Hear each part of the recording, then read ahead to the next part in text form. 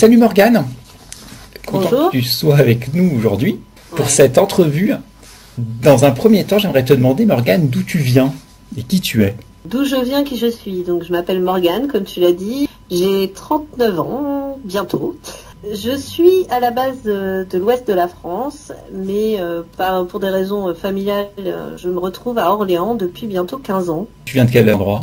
À la base, toute base de La Rochelle. J'ai fait toute ma scolarité à La Rochelle. Je suis partie sur Poitiers pour le début de mes études, que j'ai fini à Paris, avant de redescendre sur Orléans. Peux-tu nous dire, Morgane, dans quel cas tu as découvert le jeu de rôle? Alors le jeu de rôle, moi, mon père en faisait il y a très très très longtemps, donc j'en avais entendu parler enfant, parce qu'il a eu accès aux toutes premières versions de Donjons et Dragons en anglais à l'époque. Me demande pas les années, c'est trop précis. Et moi, arrivé à la fac à Poitiers, eh bien, il y avait un club de jeux de rôle tout simplement dans ma résidence universitaire. Et après avec des amis et en association, très vite en associatif, dans un club qui s'appelait l'Ordalie. Et puis après, quand on est parti de Poitiers, on a continué mais plus dans le cadre privé, et arrivé à Orléans, j'ai retrouvé le cadre associatif avec les bâtisseurs. Et comment tu as connu l'assaut Les Bâtisseurs? En arrivant sur Orléans, je suis arrivée enceinte, j'avais autre chose à penser, mais j'ai voulu reprendre une activité de jeu de rôle ludique. Et ce qui s'est passé, c'est que j'ai d'abord cherché sur Internet, mais la première fois que j'ai cherché, les créneaux ne me convenaient pas parce que c'était que le samedi à l'époque, et ce qui ne convenait pas au niveau familial. Et après, quelques années plus tard, j'ai réessayé et j'ai vu qu'il y avait des créneaux le vendredi soir, et en plus pas loin de chez moi, ce qui était plutôt arrangeant. Du coup, ça fait quelques années maintenant. Je suis pas très douée en date, honnêtement, Okay. Ah non, mais vraiment pas. Mais je pense que ça fait bien 7-8 ans que je suis dans l'assaut, je dirais. Ah, seulement, d'accord. Bah, c'est à peu près Oui, comme moi, oui. du coup. Non, pas tellement, en fait, ouais. Donc, tu as choisi de pratiquer une activité ludique en arrivant à Orléans, que tu pratiquais donc avant à Poitiers. Tu avais découvert à la fac, mais qu'est-ce que tu apprécies dans cette pratique du jeu de rôle? Il y a un côté social. Finalement, je me retrouve avec des gens qui me parlent, enfin, dans lesquels je me reconnais, avec lesquels j'ai des affinités de goût, d'idées. Et puis, il y a tout le côté imaginaire, de création aussi, de théâtre, dans le sens d'incarner le personnage. Je peux me passer de jouer parce que, dans le sens où si je n'aime pas les gens avec qui je joue, ou si je n'ai moins d'affinité, je vais prendre moins de plaisir, et du coup le côté social est vraiment quelque chose qui pour moi est essentiel dans le jeu de rôle tel que moi je le vis. Et d'ailleurs ça a été confirmé avec le confinement, la version dématérialisée du jeu de rôle via les plateformes internet. C'est pas pour moi, c'est moins pour moi. Je peux le faire, mais ça doit rester exceptionnel. Et est-ce que tu as d'autres activités ludiques, comme des jeux de société, le jeu vidéo? Je fais un peu de jeux de société, mais bon, parce qu'on initie aussi les enfants, et puis que quand on reçoit des amis, c'est toujours plaisant. C'est une manière aussi d'occuper le temps ensemble, tout en ayant un échange qui sort de la discussion habituelle. Ouais. Je fais du jeu vidéo. J'ai grandi avec des consoles. J'ai un PC aussi sur lequel je joue un peu. Pas assez à mon goût, mais c'est surtout une question de temps. D'ailleurs, je n'ai jamais fait de MMO à cause de ça. De MMORPG, je ne voulais pas prendre un choix délibéré, parce que bien évidemment que ça m'aurait plu. Ça paraît, voilà, ça aurait été clairement quelque chose qui aurait pu me plaire, mais la décision a été non. Dans la même idée que les jeux de rôle, j'ai fait un peu de murder. J'ai organisé et joué sur des murders. Alors toi, tu es joueuse, mais tu es aussi maître du jeu. Est-ce qu'il y a un rôle que tu préfères? Ça dépend surtout de mon humeur et des jeux. Il y a un jeu particulièrement, l'Appel de Cthulhu. J'ai lu Lovecraft très jeune. J'aime beaucoup cet univers. C'est un univers qui me fascine, que j'apprécie beaucoup. Vraiment énormément, mais du coup je ne le pratique en jeu, l'Appel de Cthulhu, que en tant que maître. C'est un univers que je connais trop bien à mon goût pour apprécier le côté mystérieux. Mon cerveau ne sait pas faire le filtre, et il va essayer d'analyser, mais qu'est-ce que ça pourrait être, etc. Un peu trop pour que j'y prenne le plaisir, qui est le mystère de ce style d'univers, d'ambiance. Okay. Et il y a un côté plaisant à maîtriser dans les deux, à maîtriser le jeu de rôle, mais à maîtriser les situations. Ouais, donc j'ai pas vraiment de préférence. D'accord. Marquée en tout cas. Alors là, bon, on était dans la fiction un peu interactive, et pour parler de fiction non interactive, est-ce que tu as d'autres pratiques culturelles? Tu lis, tu vas au cinéma, tu apprécies les séries ou Alors autre? je lis beaucoup. Je vais au cinéma beaucoup moins pour des questions de coût et de temps. Mais j'ai toujours beaucoup regardé de films avec pas forcément de choix plutôt portés vers la science-fiction. Moi, je suis un peu preneuse de tout. Les livres, pareil, j'ai pas un goût particulier. J'aime bien, par exemple, aller au musée, voir des expositions. Okay. Je le fais peu, mais c'est des choses qui peuvent me plaire. Une fois, il y a quelques années, il y avait une pièce de théâtre jouée par une troupe coréenne au théâtre d'Orléans, et j'y avais été, ça avait été très intéressant. Et tu as des activités créatives également? Alors oui, créative, moi je couds, je crochette, je bricole, je fais des maquettes, voilà, beaucoup de choses manuelles en fait finalement. Pas tant dans le créatif imaginaire, c'est-à-dire que oui, je peux écrire un scénario, mais c'est pas un plaisir, j'aime bien créer le monde, mais j'aurais plutôt tendance à prendre des notes et après à le faire vivre à l'oral, plutôt que par écrit, de rédiger, c'est pas mon moyen de communication préféré.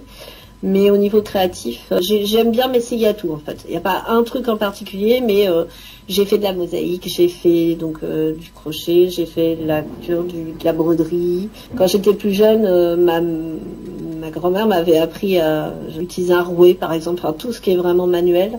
Mais je m'approche plus de l'artisanat que de l'art dans mon approche. De quelle manière tu distingues l'art et l'artisanat? Je fais pour moi. Alors pour moi, l'art, c'est mon mari, mon fils, mon père aussi, qui est un artiste. C'est-à-dire, j'imagine quelque chose et je le rends avec mes mains, avec un moyen, que ce soit l'écriture, le dessin. Mon père était maquettiste, il faisait des bateaux en bouteille.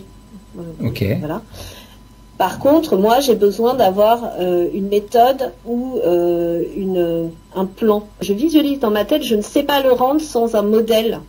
C'est-à-dire que il va falloir que j'ai une base déjà écrite. D'accord. Tu t'appuies sur l'existant, en fait. Tu t'appuies. Voilà, exactement. Ça ne m'empêche pas de dériver. C'est-à-dire que, comme en cuisine, je vais faire à ma sauce. C'est-à-dire que je vais prendre plusieurs recettes, plusieurs idées, etc. Je vais les mélanger ensemble. Mais j'aurais quand même eu besoin de ce support-là. Ouais, tu composes d'après l'existant. Voilà. C'est là, moi, la différence entre art et artisanat. Et est-ce que toi, tu es une personne qui est présente en ligne? Alors moi, j'ai un Instagram que j'alimente pas très sérieusement parce que effectivement, c'est pas non plus peut-être une question de génération, hein, du coup. Là, mon âge va peut-être se sentir. J'y pense pas. Et sérieusement, en fait, je n'y pense pas. J'essaye. Ça fait partie des résolutions qu'il faudrait que je tienne. Mais c'est pas bien parti. Et à propos de résolution, est-ce que tu as des objectifs, toi, en termes de sur tes créations, justement? Est-ce qu'il y a des choses que tu n'as pas encore faites, que tu souhaiterais réaliser? Alors oui, j'ai des projets. Ça, par contre, j'en ai. La question est de savoir quand, comment. Le quotidien se fait souvent au travers. Mais là, j'ai commencé à faire des maquettes assez récemment. Donc, j'ai fait un premier essai. Et j'ai par exemple, pour exposer les Lego de mon fils aîné, j'ai un projet de maquette un peu SF qu'il faut que je mette en place. J'aimerais bien me maintenir à une régularité de création.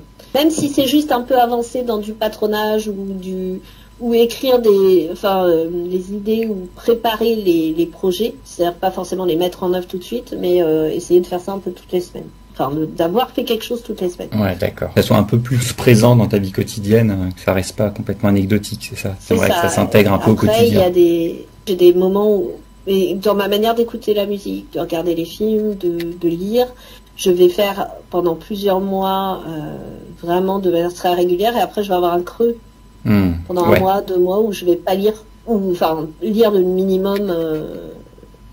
Voilà. Tu peux avoir une approche un peu cyclique du coup. C'est ça. Ouais, d'accord. Quels sont tes autres centres d'intérêt, tes autres passions ou hobbies qui sont dans ce cas sans lien avec le jeu ou la création? J'ai pas de passion particulière, de hobby particulier. J'ai le quotidien qui en fait est quelque chose de très prenant finalement pour moi, parce que j'ai 5 enfants. Et du coup, j'essaye d'être active dans des associations. Pas que ludique, je suis aussi dans l'associatif au niveau de l'école de mes enfants. Après, moi, je vais jardiner, mais c'est plus de la nécessité finalement que de la passion. J'aime bien, mais c'est pas, voilà. Pratique sportive, oui, langue. Si, j'aime bien les langues. Voilà. Les langues étrangères, parce que j'ai fait LEA, donc langue étrangère appliquée. Pour m'occuper, à un moment donné, j'ai fait un DU de coréen. par correspondance avec une faculté. Donc DU, c'est diplôme universitaire. Ouais. Voilà, donc j'essaye d'entretenir et j'ai toujours été assez fascinée sur comment les langues marchent. J'ai fait un peu de serbo-croate, j'ai fait du grec ancien. Donc là, j'ai des notions donc, de coréen. Je ne vais pas dire que je parle correctement parce que j'entretiens pas assez, mais ça, c'est le problème des langues vivantes. C'est un truc qui est... voilà.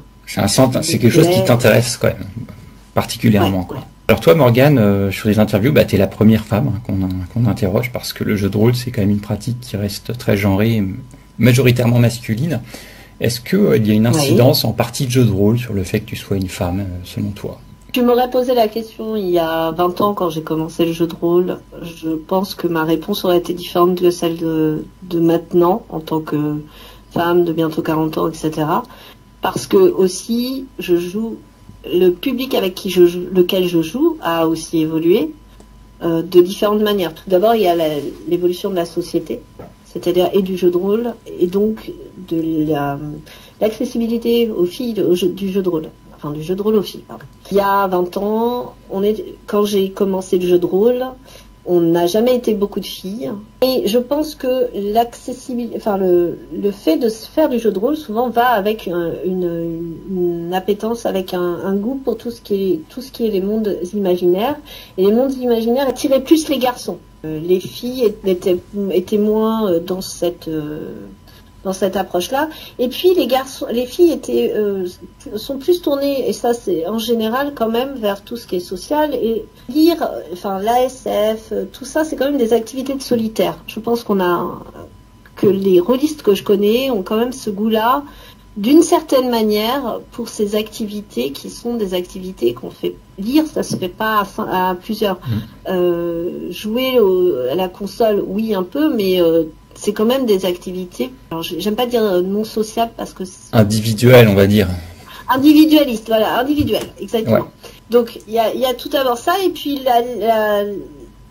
la littérature et les mondes fantastiques ont beaucoup évolué dans leur accessibilité là en 20 ans, avec toute la mode des films Marvel, Harry Potter, toutes ces choses-là ont fait que le grand public a été plus touché, et dans le grand public, il y a eu plus de filles. Et donc plus de filles susceptibles de s'intéresser suffisamment pour chercher autre chose et pour chercher vers le jeu de rôle. Donc je pense qu'il y a plus de filles maintenant pour cela.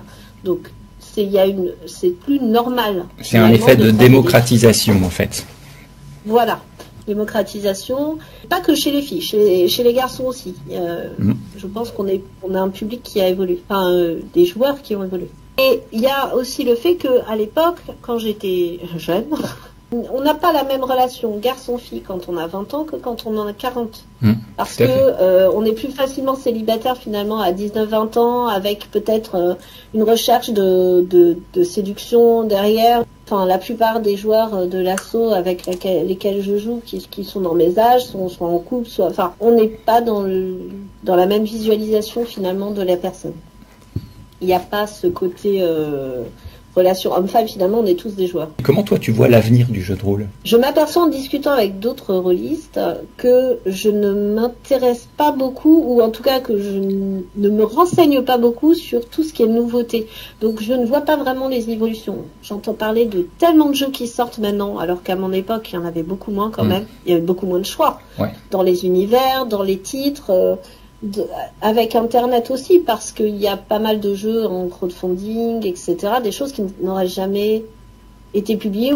Après, peut-être une dématérialisation, des moyens, que ce soit les livres, c'est déjà le cas. Certains livres sont qu'en PDF, etc., même si l'objet reste important. Et en plus, je pense que pas mal de rôlistes et de gens qui sont dans l'imaginaire ont un attachement aux objets, que ce soit le livre, les petites figurines, aux objets en général, et que je ne le vois pas disparaître totalement, ou alors pas avant un certain nombre d'années. Qu'est-ce qui n'a pas déjà été fait finalement ? Après, c'est vrai que le jeu de rôle est rentré maintenant dans une société de l'offre, c'est pour ça qu'il y a tous ces jeux qui sont proposés, en pensant que l'offre va créer la demande. Après, pour ce qui est du PDF, effectivement, ça évite le coût de production. Maintenant, on sait que la pérennité, elle est dans l'imprimé. À savoir si même toutes les premières versions de jeux de rôle des années 80 n'avaient été qu'en PDF, aujourd'hui ça serait des disquettes que tout le monde a mis à la poubelle. Donc au final, on sait que tout ce qui est numérique, tout ce qui est immatériel est voué à disparaître, parce que de toute façon tous les PDF finiront un jour dans les décharges avec sur les disques durs. Donc en fait, c'est vrai que si on veut aujourd'hui, si on crée un jeu aujourd'hui et qu'on veut qu'on s'en souvienne dans 6 mois ou dans 10 ans, il faut forcément une version imprimée. Et en même temps, je pense que cette grande diversification des jeux, ça fait que maintenant, si tu vas à une convention dans telle ou telle ville, à tel ou tel endroit, ou que tu joues avec des gens avec lesquels tu n'as pas l'habitude de jouer, tu vas avoir beaucoup moins de jeux en commun. À notre époque, on avait Donjons et Dragons, Star Wars, Warhammer. Cthulhu, après, INSMV pour certains. Enfin, voilà, tout dépend des années, bien sûr. Mais finalement, il y avait des gros titres et tout le monde avait plus ou moins touché. Donc, en fait, on pouvait tous se dire, ah oui, on va se faire plutôt ça maintenant. Si on se fait du médiéval fantastique, il y a tellement de possibilités. Lui, il maîtrise ça, lui, il maîtrise ça, lui, il va. Enfin, et je pense qu'on y perd peut-être un peu. Il y a des créateurs, donc il y a envie de créer, effectivement. Comme tu l'as mentionné, cette pléthore de jeux disperse les joueurs et puis crée aussi des fois un aspect consommation, c'est-à-dire qu'on va jouer à un jeu 3 fois et puis on n'y jouera plus jamais de notre vie, etc. Morgane, est-ce que tu as quelque chose à ajouter? Je pense que j'ai fait le tour de ce que... Ok. Ce que je voulais dire. Très bien, donc tu as dit tout ce que tu voulais en tant que membre des bâtisseurs, en tant que présidente, parce qu'on n'a pas précisé que tu étais la présidente de l'association depuis quelques années. Voilà, jusqu'au 27 mai prochain, oui. Tu seras réélu par un autre mandat. Tu peux cumuler, hein. Ah oui, je sais, mais j'ai déjà fait 2 mandats, alors après on en reparlera à l'AG. On en reparlera à l'AG. De toute façon, tout a été mis un peu en stand-by, hein, effectivement, pendant quelques années. Oui, bien sûr, mais c'est clair qu'il y a eu des gens qui ont mieux géré et animé ce côté-là, et tant mieux, parce qu'à la limite, c'est ça aussi, il faut savoir... s'adapter, rebondir. S'adapter, et puis ce que je veux dire, c'est donner du travail aux autres. Déléguer. Déléguer, voilà, il faut savoir déléguer. Discord a permis de maintenir les parties et les gens en lien aussi, en contact, et puis il y a des discussions d'ailleurs au quotidien. Donc le lien, effectivement, maintenant c'est pas du tout un lieu où on va gérer l'association, ça c'est sûr. C'est vraiment un lieu. Mais peut-être que ça aussi, finalement, rapprocher un certain nombre de personnes avec des discussions en dehors du jeu, parce qu'on a peu de temps au niveau local, associatif. Donc on vient, effectivement on parle un peu en attendant que tout le monde arrive, mais après on joue, on se concentre sur ça. Et les gens ont peu le temps de se voir en dehors, ou pas forcément envie, ou on ne s'attend pas à s'entendre particulièrement avec telle ou telle personne, et on peut la découvrir autrement via Discord. Tout à fait, c'est la raison pour laquelle on a créé des salons de discussion qui sont pas, c'est pas uniquement des salons vocaux de jeux. On a aussi créé des salons textuels de discussion générale. Finalement, c'est ce qui est intéressant dans le jeu de rôle, c'est qu'on a tous des milieux socio-professionnels différents qui, dans la plupart des autres approches sociétales, ne se rencontreraient pas, n'auraient pas d'occasion de se rencontrer, alors qu'on a beaucoup de bagages en commun au niveau culturel. Très bonne analyse des choses, Morgane. Merci pour ton temps. Toi, qui ne t'exprimes pas beaucoup par écrit sur le Discord, comme ça tu t'es exprimé oralement. C'est pas ce que je disais au début. Non. Tu t'exprimes oralement sur ce fichier qui sera un fichier audio qui permettra, j'espère, aux membres d'en savoir plus pour toi. Donc merci Morgane et à la prochaine. Je t'en prie.